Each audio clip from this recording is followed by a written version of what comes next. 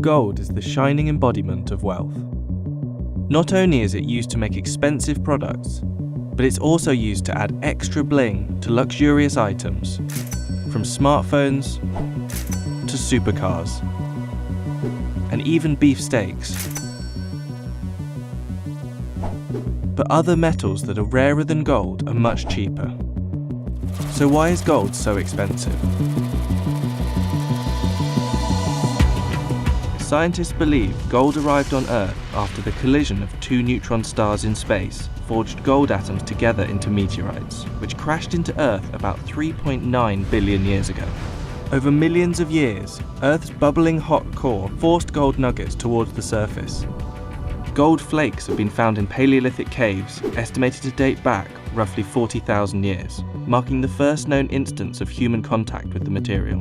But what exactly is gold? Gold is a relatively rare metal, with lots of versatility. It's highly malleable, meaning it can be deformed or changed without fracturing the material. But what distinguishes it from other useful precious metals is its totally unique bright yellow appearance. These factors give gold many practical and superficial uses on Earth. If you're a bride, gold is the perfect embodiment of love and emotion. If you're an investor, gold's an excellent portfolio diversification tool. People like to know that they've got an element of their wealth which they can feel. Often it looks beautiful, it's got a wonderful design on it, and that adds a degree of emotion to the investment. And if you're a manufacturer, if you're someone making smartphones or tablets, gold is an element with the symbol AU and the atomic number 79, viewed as the most noble of all of the noble metals. It's a perfect material for conducting electricity, and it doesn't corrode, it doesn't rust, so it's great to have in your product. Over many centuries, civilizations across the globe became enamored with the beautiful metal, such as the ancient Egyptians. Not only did they use it as a currency, they also buried themselves in gold, believing it to be the flesh of the gods. In fact, King Tutankhamun was laid to rest in 3 gold-wrapped coffins, the innermost of which was made from sheets of pure beaten gold, which would now be worth over $1 million. In 1792, the US Congress passed the Coinage Act, which established a fixed price of gold to US dollars. Over the next century, gold mining captured people's imagination during the Great US Gold Rush. The first was in 1799, after 12-year-old Conrad Reed discovered a huge 17-pound gold nugget on his family's farm in North Carolina. 50 years later, in 1849, tens of thousands of prospectors, known as the 49ers, raced to San Francisco in search of riches, giving name to the San Francisco 49ers football franchise. These gold rushes heralded the start of modern-day gold mining. Despite humans mining gold for millennia, the complexity of this process hasn't changed. Mining is just as challenging and difficult as it's ever been before.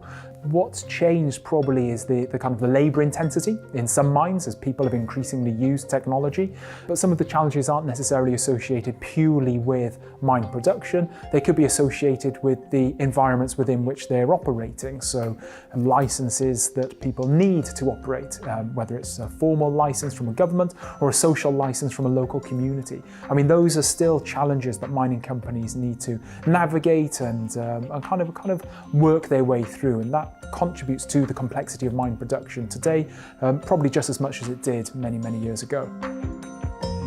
Identifying gold mines is a daunting task. It can take up to 10 years for geologists, chemists, and engineers to examine a potential site, and even then, the likelihood of a mine being developed into a productive gold mine is less than 0.1%. Only 10% of these sites contain enough gold to justify further development. But above ground, gold is everywhere.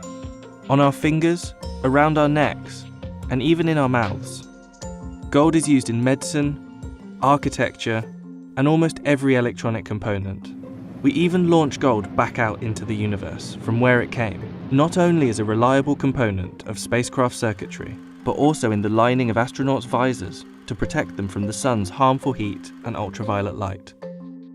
So with all that in mind, it might surprise you to know how little gold there actually is here on Earth. If you melted down the world's entire above-ground stock of around 190,000 tons of gold, it would form a 72-foot cube, However, if that was divided up equally for every person on Earth, we'd all get roughly an ounce of pure 24 karat gold each. That's about $1,500 worth. So how does this volume divide out into different industries? If we have a look at the 190,000 tons of stock of gold above ground, the lion's share of it's in jewellery. Around about 50% of it is in jewellery. The next level down comes to private investment, so that could be individuals holding bars or coins, or indeed individuals holding a share of an exchange-traded fund. And then you've got central banks. Central banks account for around about 17% of that stock of gold, so a very significant volume. And then the final element, around about 13-14%, is technology or dentistry. Is the future of gold as bright as its surface? New deposits of gold are increasingly hard to come by and increasingly difficult to locate. Geologists have estimated that only 55 tons remains buried away in the Earth's crust, which means if current global mining rates continued, we could run out of newfound gold in just 20 years. So as gold mining continues to slow and the costs associated with mining increase to meet the challenge of extraction, gold could become even more expensive.